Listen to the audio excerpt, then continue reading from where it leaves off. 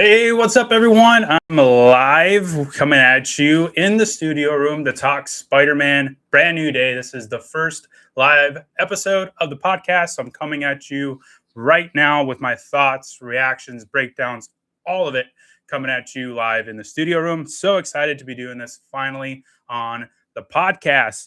I had a lot of fun with Spider-Man Brand New Day. This is going to be great. I can't wait to break this down for you all. It's going to be a fun time. So let's kick everything off right. Welcome back. I hope you guys are doing awesome tonight. Uh, After this, you will be able to rewatch the live episode on YouTube tomorrow. We'll get to see all the graphics and everything like that. But today we're doing it live, raw, just strict reactions, my thoughts, rankings, all that coming at you right now, live. It's going to be great. Also, coming up, we'll continue the Marvel marathon that we're doing with Black Panther, Wakanda Forever later this week. Then we'll tackle some other movies that I have on the list as well, as far as new releases, movies you haven't probably seen in a while.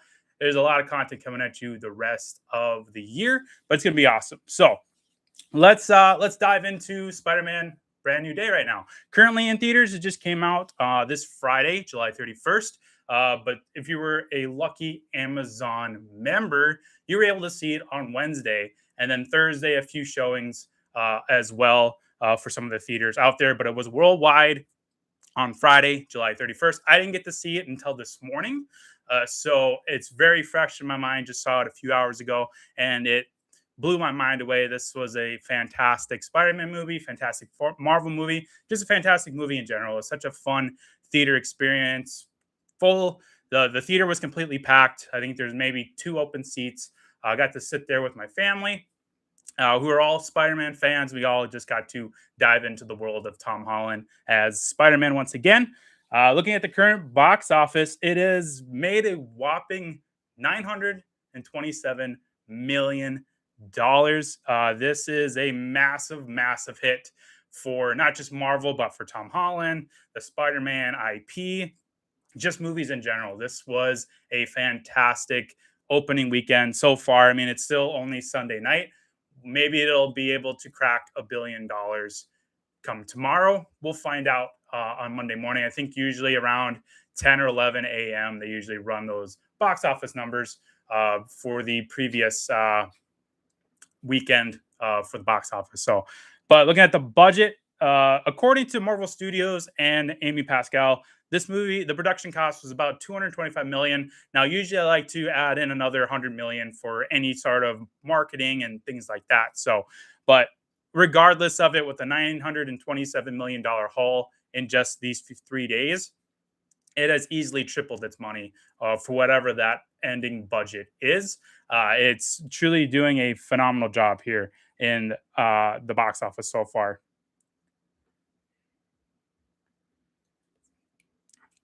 So we want to also mention that Tom Holland was recently in the Odyssey, so he's having a massive, massive year with the Odyssey, with Spider-Man.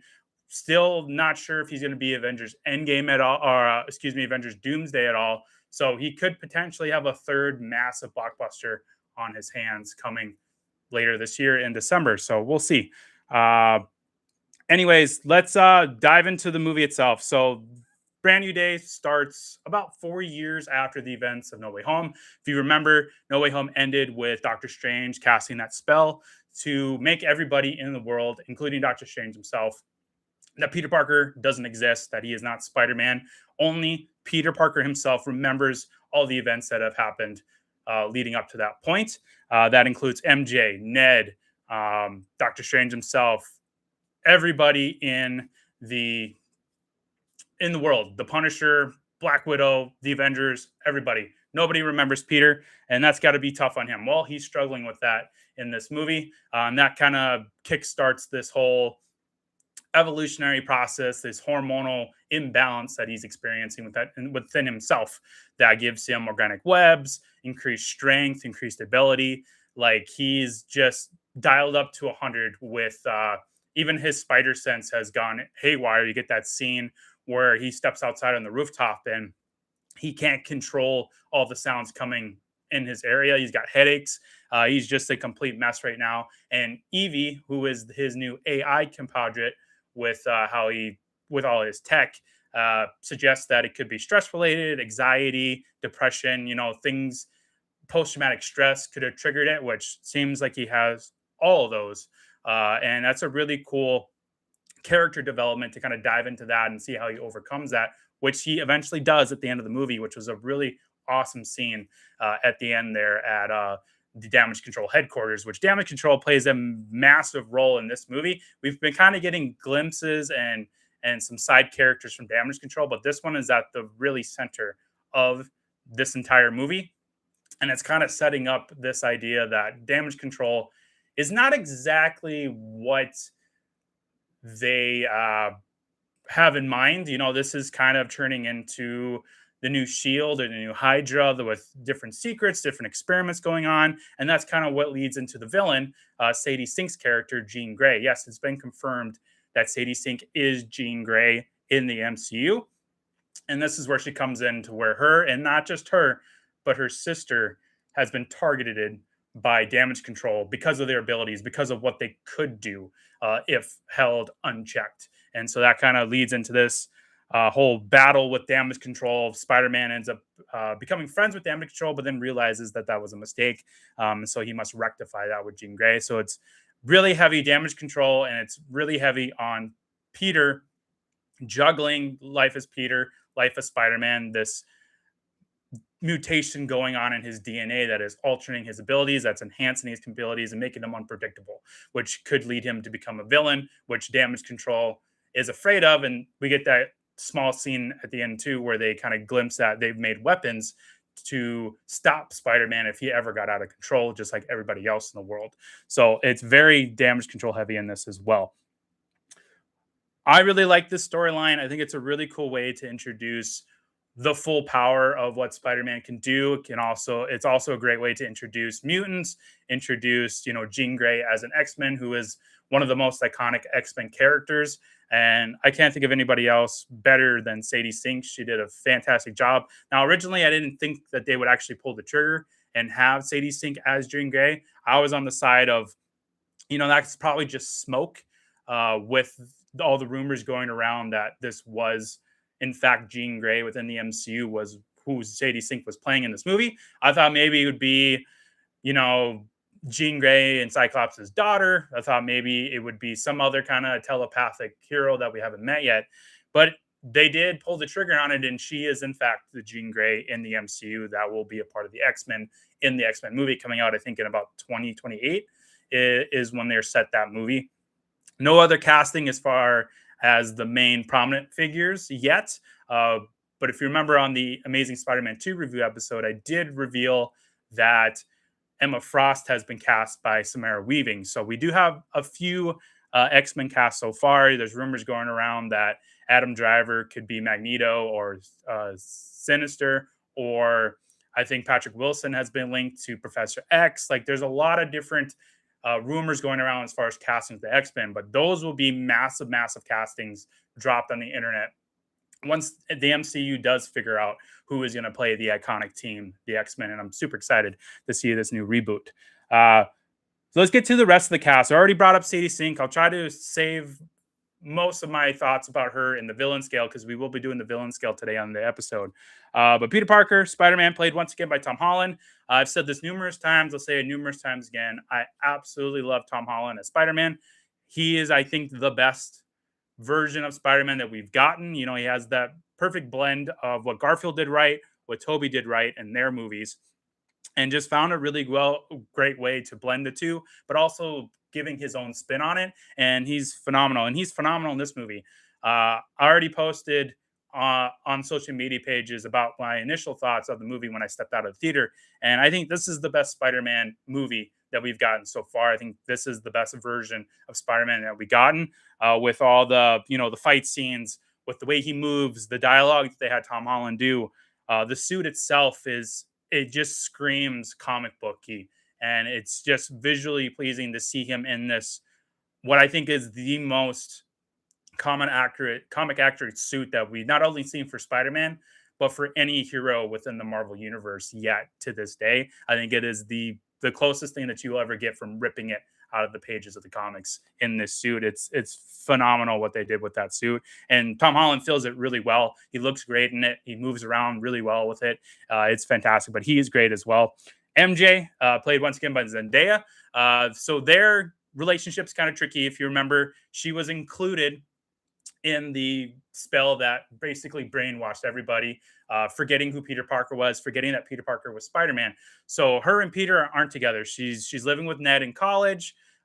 She's got a boyfriend now, and she doesn't have those feelings anymore for Peter. And we get that really gut wrenching scene towards the end of the movie where she finds the note that Peter wrote back in No Way Home, and she admits to him that she could see that this version of MJ in this note absolutely loved Peter with all her heart, but that's not her. She is not that MJ. She is not his MJ, and it's really heartbreaking for Peter to hear that and for the audience to hear that because we've been following them together all these years, and with the off-screen marriage between the two and the love that they share in real life, it's really gut-wrenching to hear MJ say those words that she does not love Peter, and it's just truly heartbreaking. And Zendaya does a fantastic job, and she's having quite a phenomenal year herself. She was in the drama, she was in the Odyssey along with Tom Holland. She's in this movie. She'll be in Dune Part 3 along with Timothy Chalamet and a bunch of other actors coming back to that franchise. She herself is having a massive, massive career. And now she can add this movie under her belt of $927 million in 3 days. It's quite massive. Ned also returns, played by Jacob Batalon. We've grown to love Ned, his relationship with Peter, their little cool handshake. But in here, he's in the same boat as MJ. He doesn't remember who Peter Parker is. Him and MJ are living together, doing their thing. We get those really cool TikTok videos of him that Peter's watching, kind of updating everyone with his life. And that's how he's able to stay connected with Ned and MJ, because Ned is posting all these reels, shorts, TikTok footages on social media, which was a really cool way to incorporate, what people are doing nowadays in real life, where they're basically throwing their entire life out on the internet for people to follow. And you could follow somebody in Connecticut when you live all the way in California and know everything about their lives. And that's kind of how Peter's able to stay in touch with Ned and MJ's through those videos, which I thought was a really cool technique or idea to use within this movie. It was really cool. But Jacob Batalon is great as Ned. We get that the very end scene where they do the little handshake, and he's slowly remembering how the handshake goes, and he gets that realization that this is Peter. And I think he's starting to remember, if I interpret that ending correctly. His memory of Peter is coming back slowly, and maybe that'll be something that gets picked up in the next Spider-Man, or maybe it gets picked up in one of the Avengers movies. But it's, I think, insinuated that he is remembering Peter through that handshake, and it was a way to break the spell, so to speak, which was cool. We get Jon Bernthal making his film debut. He's been in shows most of the time that he's been playing the Punisher. Well, now he's in a feature-length film alongside Tom Holland, who he's pretty close with off camera. The story of them working out together when they were both going for their respective roles. They were in the Odyssey together. They even share some scenes together. A really good interview, if you want to watch them together, is on the Hot Ones with Sean Evans. In that interview on Hot Ones, you can really tell that they are really good friends, or even could be labeled as best friends, which is great. And they have a really good chemistry in this movie. The Punisher and Spider-Man is a team up that we've all kind of wanted, but this worked out way better than I thought it could. They were the comedic beat of this movie. They were the almost kind of the heart and soul of this movie, was their relationship together. And it was really, really awesome to see them work together finally in these two roles that they worked and trained very, very hard to get. And they are basically the two best examples of embodying these superhero characters from the comics. Like, it's so good. And I love seeing Jon Bernthal act in any capacity. But the Punisher is probably my favorite role of his, and this movie proves that he is the perfect casting for for the Punisher. He's fantastic in here. We also get Mark Ruffalo returning as Bruce Banner, aka the Hulk. I think the last time we saw him was really in the She-Hulk series, but now he plays not a bigger role, but I think a more important role, where he is, kind of being this arms at length mentor for Peter. You get that really cool scene when Peter comes to him at the school, which Bruce Banner is now a professor at one of the colleges in New York City, for physics. And you get that really cool moment where, they're bouncing off of each other, this different theory about inhibiting specific DNA strands or hormones to combat bad ones and preserve the good ones, using Bruce Banner himself as an example to hold back the Hulk, or at least the bad parts of the Hulk, and to leave the good ones. And that's kind of their little side project that they're working on, is to quietly fix whatever is going on with Peter by inhibiting it. And he creates that inhibitor chip with the help of Bruce Banner. But it was great to see him. We get small Hulk a little bit in here, but eventually we get like this massive rampage version of the Hulk, which I'll be honest, I kind of missed, just this big bruising, bulking version of the Hulk, and just going on a rampage instead of it, being Smart Hulk, half Mark Ruffalo, half the Hulk. And it's just kind of a mishmash of the two characters. And here we just get the Hulk unleashed and just pissed off and massive, and get this really cool fight between him and Spider-Man within the damage control headquarters. Eventually, he tells Bruce through the Hulk that he is Peter, and that is the first person since the events of No Way Home that he says, "Hey, Bruce, it's me, Peter. I am your friend. Don't kill me." And that's when he decides to fall off the building, because he realized what he has done. And I love that moment too, when they carry him out of in the gurney into the ambulance, and he's like, "What did I do? Did anybody die?" Like, Bruce Banner's freaking out that he had hurt somebody, but then they eventually, assure him that nobody got hurt, and they wheel him off to a psychiatric facility. So we'll see what happens with Bruce Banner in the upcoming Avengers films. We'll catch up with him, but yeah, it was really cool to see him in here. We get Yelena, who is now the new Black Widow, played by Florence Pugh once again. She's always a joy on screen. I love her as Yelena. I love the Yelena character, and now we finally get her and Tom Holland's Peter interacting with each other, which is great. It's really cool to see that she is kind of like leading the charge with the new Avengers, kind of, and Peter's been kind of.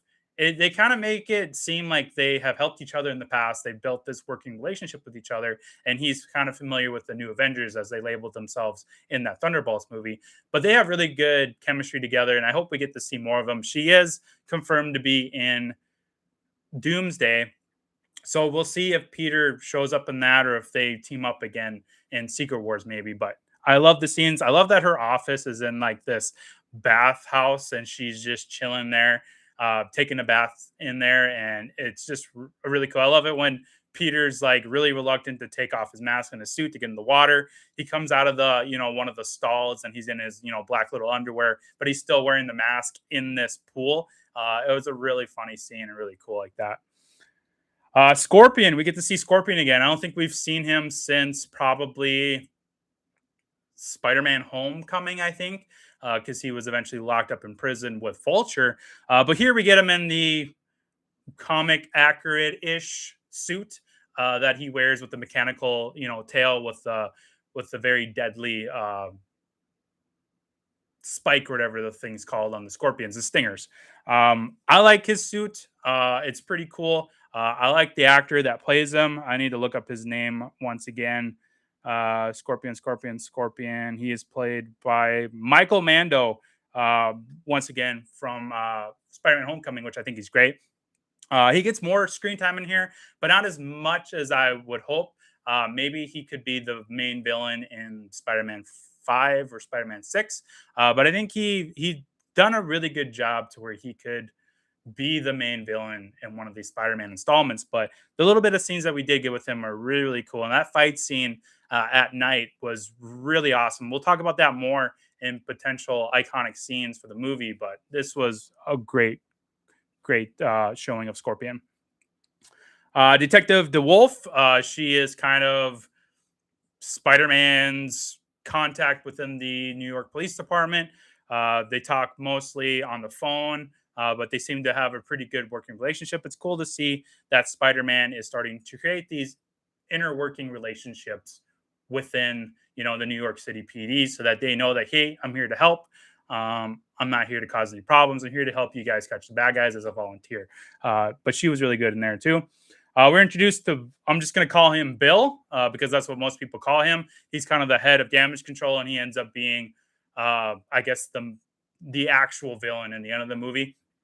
Um, Again, not much story built up for him, uh, but it was the movie's attempt to kind of like, hey, Jean Grey is going to be like the face of the villain, but actually behind the scenes, damage control, or specifically this Bill guy, is the actual villain, where he's, kidnapping people with powers, experimenting on them so that he can replicate these powers and use them against their enemies, which unfortunately ends in the death of Jean Grey's sister, Sarah, because he was trying to duplicate their telekinetic powers. So he is actually the villain of this movie, uh, and is the head of damage control, which I've always had kind of a bad vibe from damage control, anyways, from when they first introduced it.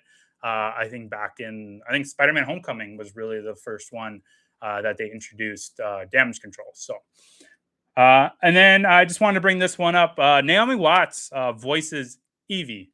So if you're curious on who voices Peter's new AI in this movie, it is Naomi Watts. Previously, we had Jennifer Connelly, and then we had, I believe it was Linda Cardellini, was another version of it, I believe. And then, of course, Paul Bettany played the voice of Jarvis for Iron Man, but Naomi Watts is the voice of Evie, which is Spider-Man's new AI in this movie, which is great. Directed by Destin Daniel Creighton, who previously did Shang-Chi and the Legend of the Ten Rings, and then also he kind of oversaw the Wonder Man show, but he really only directed the first two episodes. Again, remember, I already mentioned in the Amazing Spider-Man 2 review episode, Wonder Man has been canceled after season 1, but I really enjoyed that show, and it, thanks to Destin Creighton, I think Wonder Man could have easily done a second season to improve on what they kind of opened up as far as its origins of the season 1, but unfortunately we won't get a season 2, and I'm not even sure if Wonder Man's going to be a presence in the MCU as much anymore. Maybe they'll throw him into other projects, but I really starting to like Destin Creighton. He is a really good director. He's directed projects that I really, really like, and he's becoming quite a force within the MCU in the director's chair. And I hope he directs the next Spider-Man movie, because he did a phenomenal job with this one.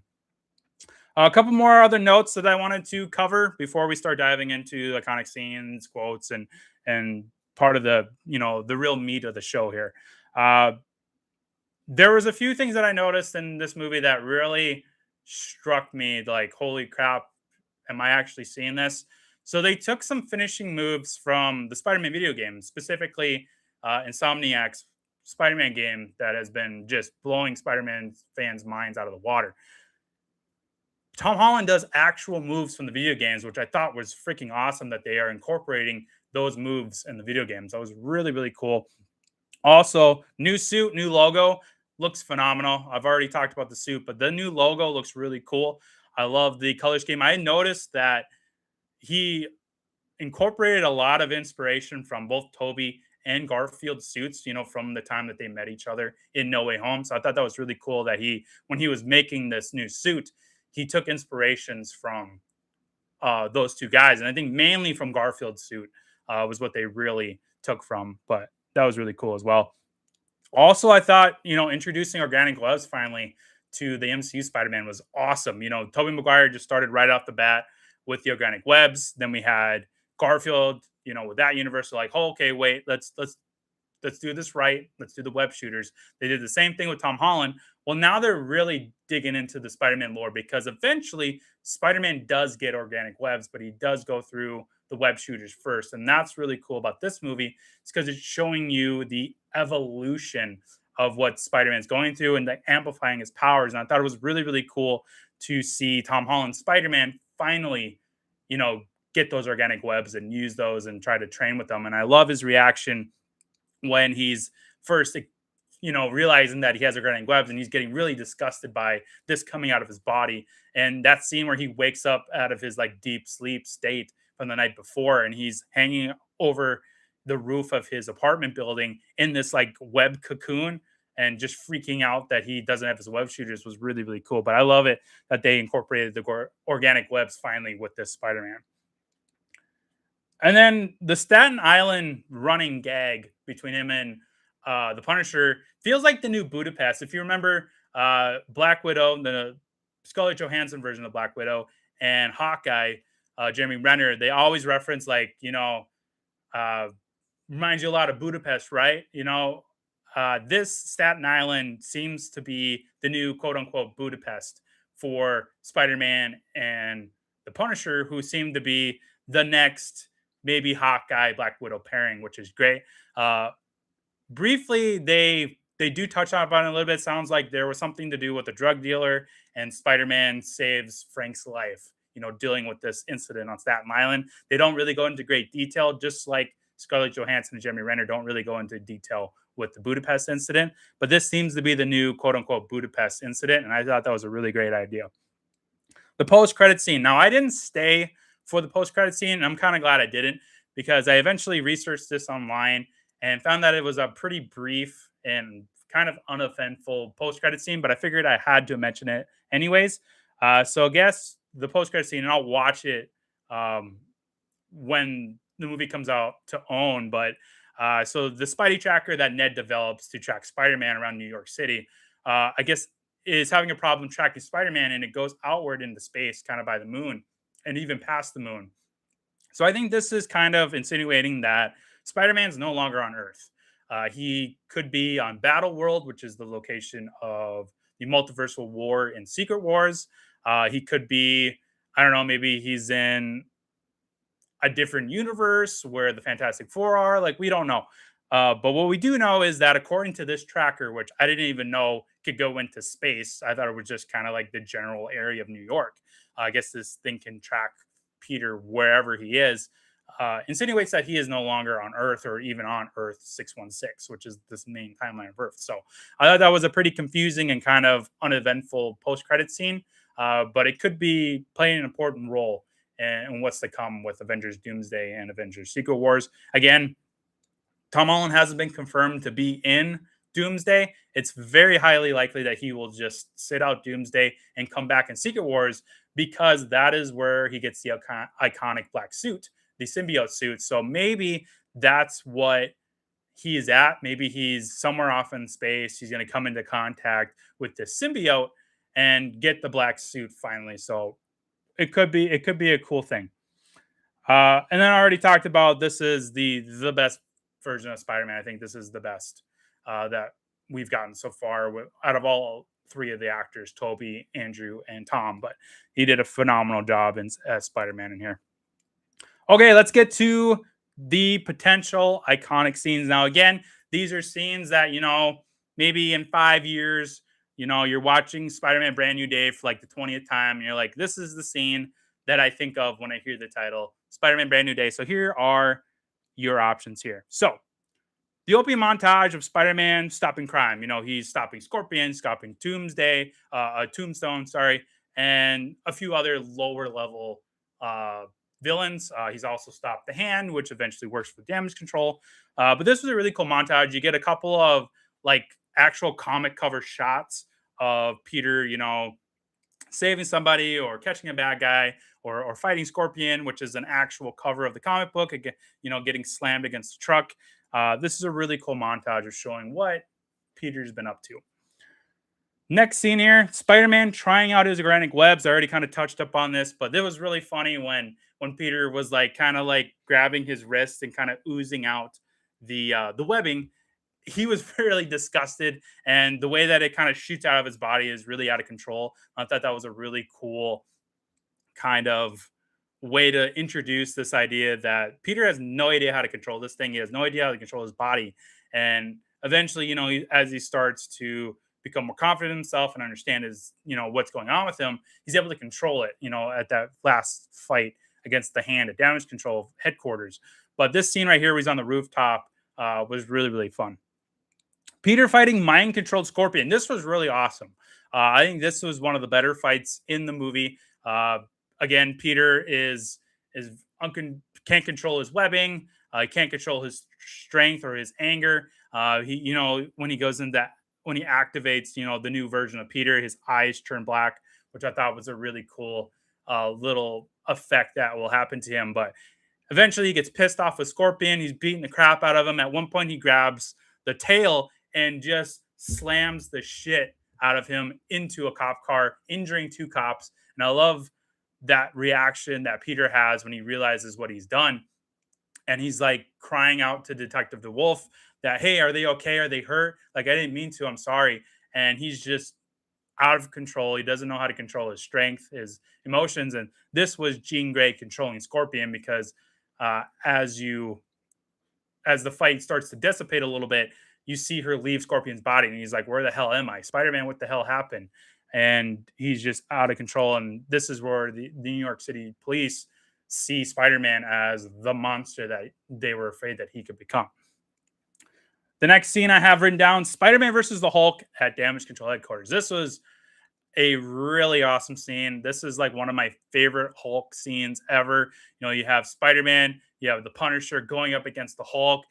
Everything is chaotic. You get that lead up to it where it's smart Hulk, but Jean Grey somehow got into his head. He's kicking the shit out of Spider-Man. Eventually, Spider-Man's able to put the inhibitor on him, but the Hulk is able to like get out of it, and it's in this new version of the Hulk where he's bigger, he's angrier, and I think they're calling him Rampage Hulk, which is a pretty badass name.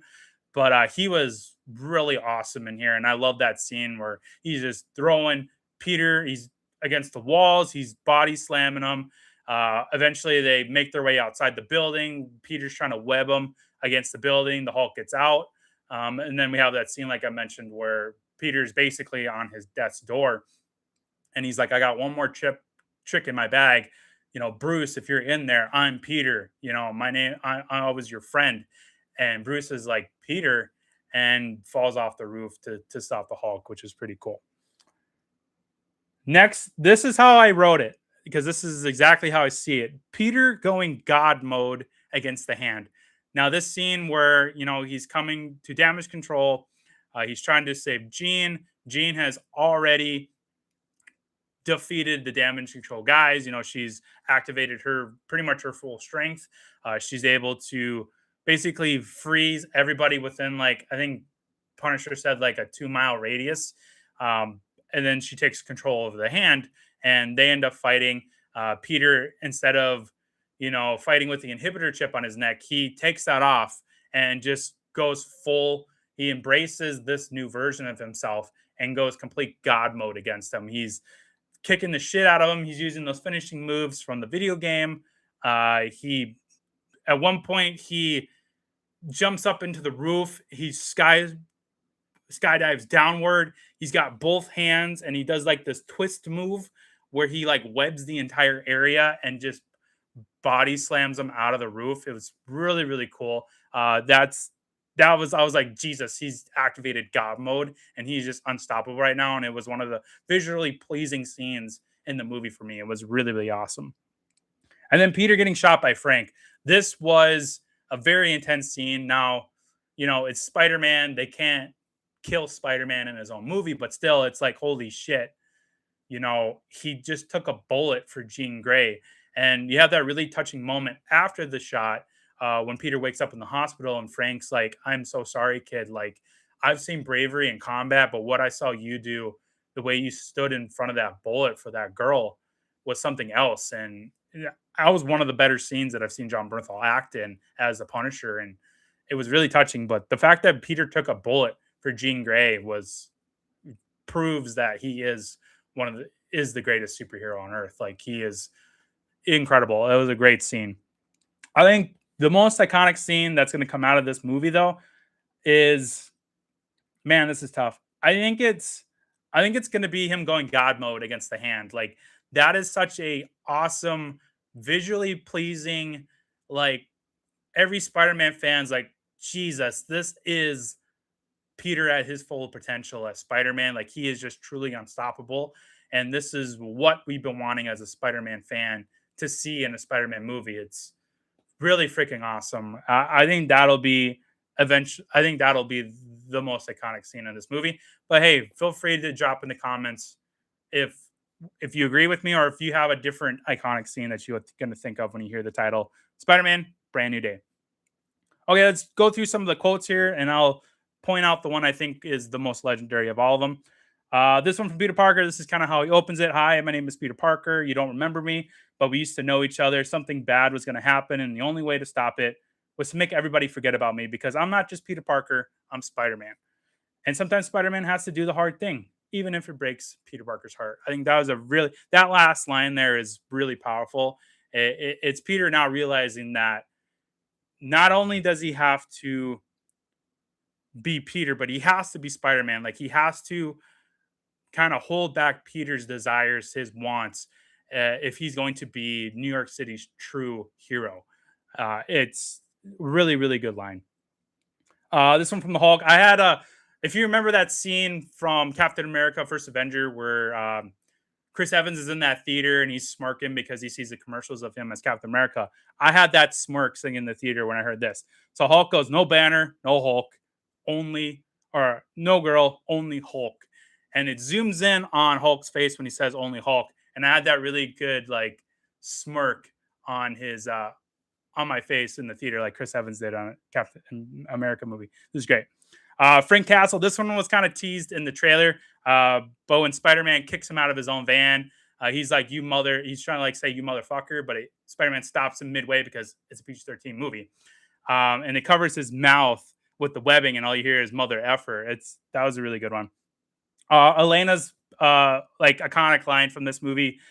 This is small potato stuff, not big tomato brain stuff. You know how she's always making fun of Peter that all his his crime stuff in New York is really small potatoes to what the Avengers are doing now. He's not doing bigger things that he needs a team for. So that was a really cool line that they're adding into the universe. This one from Spider-Man. This is way above your pay grade. We're fighting the Hulk, just kind of like telling the Punisher, like, hey, like this isn't just a mob guy that we're trying to kill. This is the freaking Hulk, and he will kill us. Just kind of set the tone. This one from Jean Grey. Are you Peter Parker or are you Spider-Man? You know, that scene there before he activates his God mode against the Hand. And that's where he says, I'm both. I'm both Peter and Spider-Man, where he's finally able to accept who he is. His body is changing. His DNA is changing. His powers are amplifying, and he needs to harness them instead of inhibiting them. So it's really, really cool. This one from May Parker. You're beautiful, and the people you love, they love you not because you're special. We love you because you're you. Remember that even when it feels like you're totally alone, that's your deepest responsibility. Never forget that, no matter how powerful you become. That's a great line, and it's really cool to get Aunt May, Marissa Tomei back in here in sub capacity. This was a memory.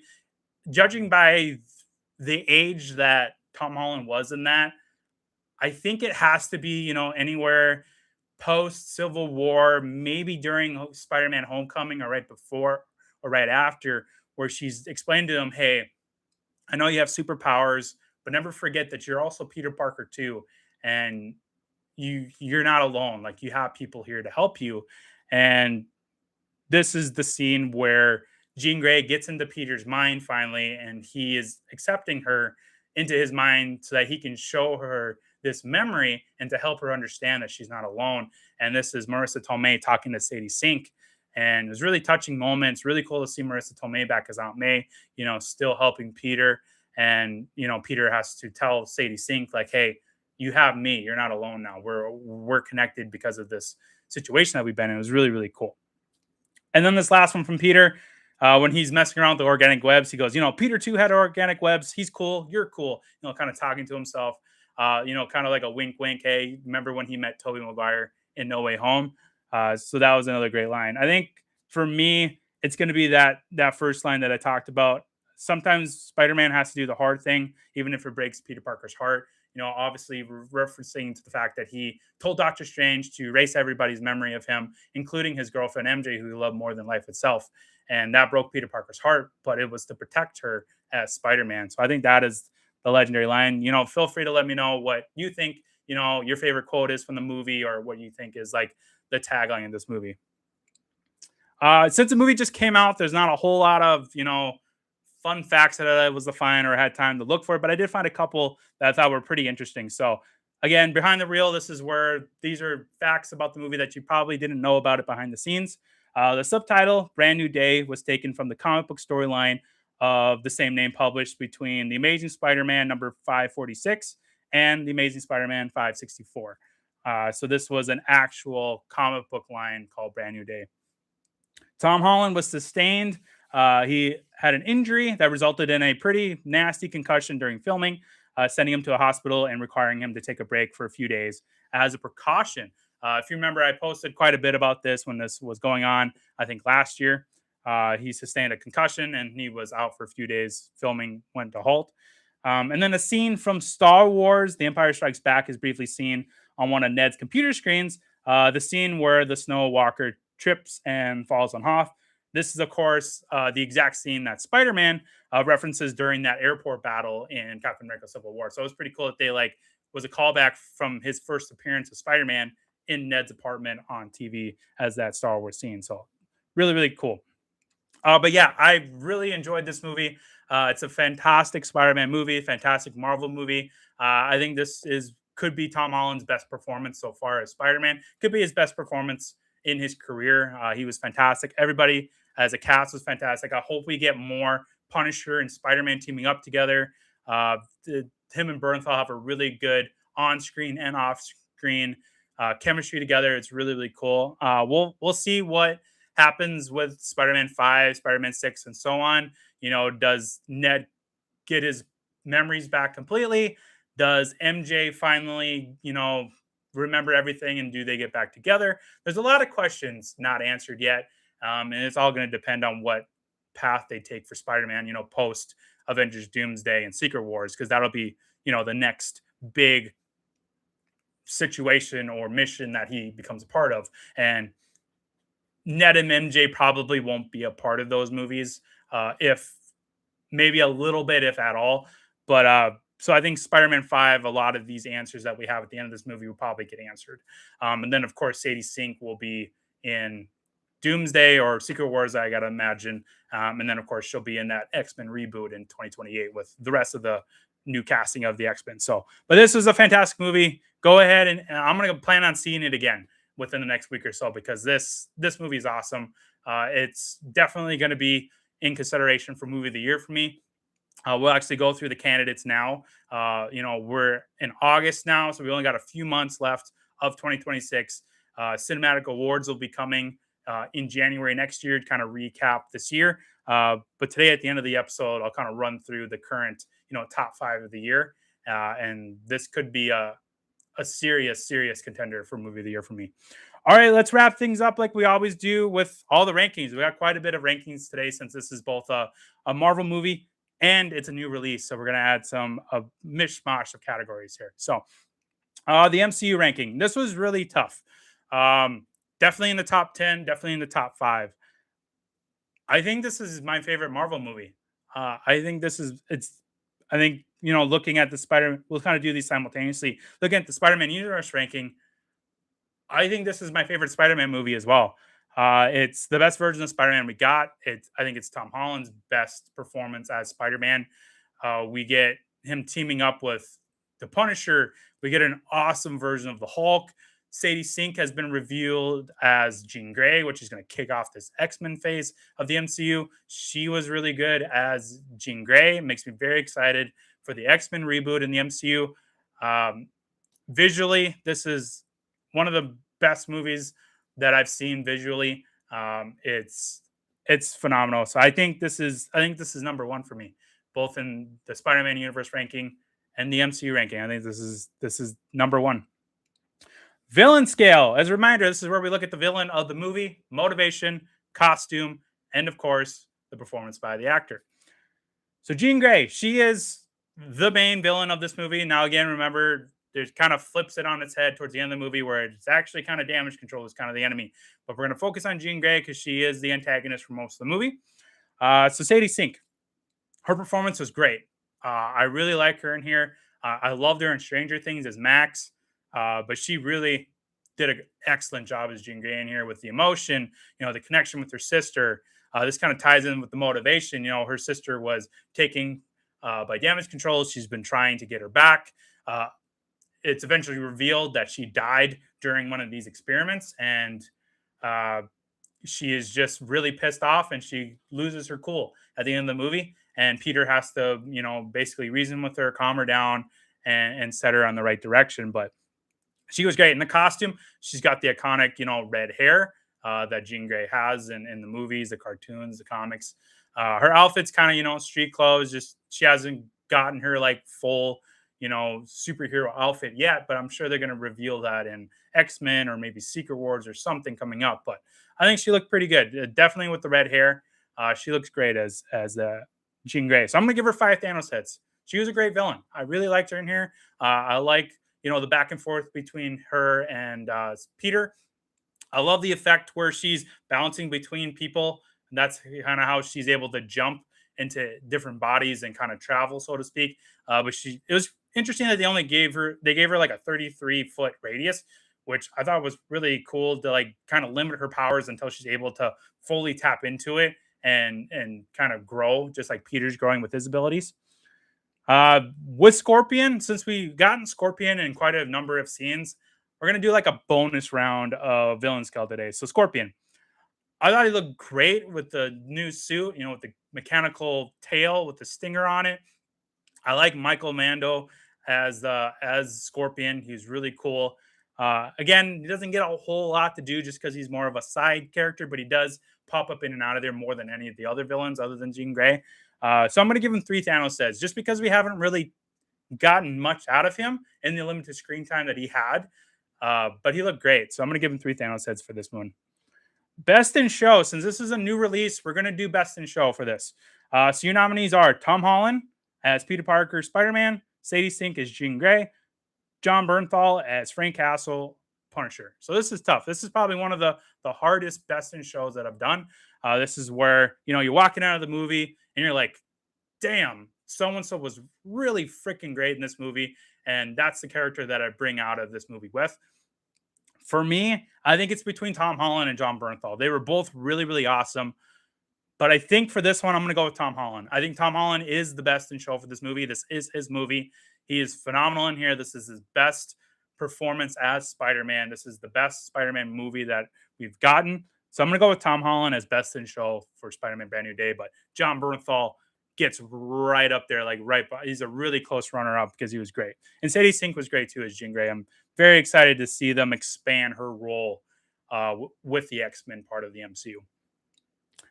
Last but not least, the popcorn rating. If you were on social media already, you've already seen what I rated this movie. But Spider-Man Brand New Day gets the golden popcorn. This is an incredible movie. Visually, the music was great. The cast was awesome. The action set pieces were incredible. The story was heartfelt and heartbreaking at the same time. It's just a tremendous movie. Not just a superhero movie, not just a Spider-Man movie, just a movie in general. This was an incredible movie. Can't wait to rewatch this again. It's truly spectacular. So this is a golden popcorn movie. It's fantastic. I haven't given many of these out for the 2026 releases, but this has definitely earned the golden popcorn on the show. Okay, last bit to do here. Is this movie of the year? What are the candidates? So far, we're in August. These are the candidates so far for movie of the year on Cinematic Reviews. Project Hail Mary, starring Ryan Gosling. Really awesome movie. Go ahead and check out that review episode if you haven't seen so yet. Obsession, which we haven't really talked about at all on the show. I think we're going to do a separate review episode for that one coming up. Maybe during the October Halloween season, we'll probably do that. But Obsession blew my mind. It's one of the creepiest and thrilling and intense horror films that I've ever seen. It's truly an incredible watch. The Odyssey blew my mind. top 5 Christopher Nolan film. Matt Damon, probably one of his best performances of his career. Definitely going to be a Best Actor runner-up. This is going to get nominated for a bunch of awards at the Oscar. This was an incredible, incredible movie. So this is definitely in consideration for Movie of the Year. Spider-Man: Brand New Day. It's definitely, and it could be. I know I'm a little biased being a diehard Spider-Man fan, but this is truly, truly spectacular. So it's definitely going to be a Movie of the Year contender. And then Jackass Best and Last. I thought I'd throw in a comedy there. This was another movie that actually got the golden popcorn for me this year. This blew me away. This was one of the funniest movies that I've seen in a long time. It's the best of the Jackass series. Johnny Knoxville did an incredible, farewell job with this franchise. So definitely Jackass Best and Last is a contender for Movie of the Year. So we'll reveal the official nominees towards the end of the year once, all the movies have come out. We still have Avengers Doomsday. We have Dune Part 3. The Resident Evil movies coming out. The Street Fighter movies coming out. There's so many other movies coming out. I know we're kind of dwindling down from, the big summer blockbuster season, but there's still a lot of movies to watch in August, September, October, and November. I mean, we still have another Hunger Games movie coming out. And then December is going to be incredible with, a double feature on December 18th with Dune and Avengers. Is going to be great. So lots of movies, lots of content to come. But thank you guys for, tuning in for the first live episode of the show. We'll definitely be doing more of these. This was a lot of fun. You get to hear me, you get to watch the show as it recorded in studio. We're definitely going to do one for Avengers Doomsday.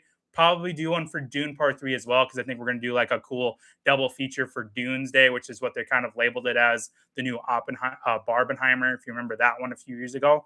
But yeah, more live episodes to come.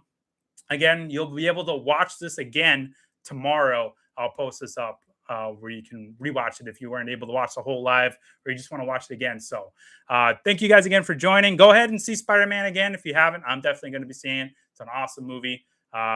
Again, Black Panther Wakanda Forever will be the next episode on the show. We'll dive back into the MCU marathon in preparation for Doomsday. And then I'll kind of announce some other projects that we'll be doing as far as review episodes. So lots to come. Check out the website, cinematic-reviews.com, where you can rank movies like Spider-Man Brand New Day. You can check out the popcorn rating, the villain scale on there. You can rank it in the rankings page. You can check out full-length episodes of the show as far as the shorts too. There's games on there to test your trivia knowledge. So much to do. Support the show. Hit that subscribe button.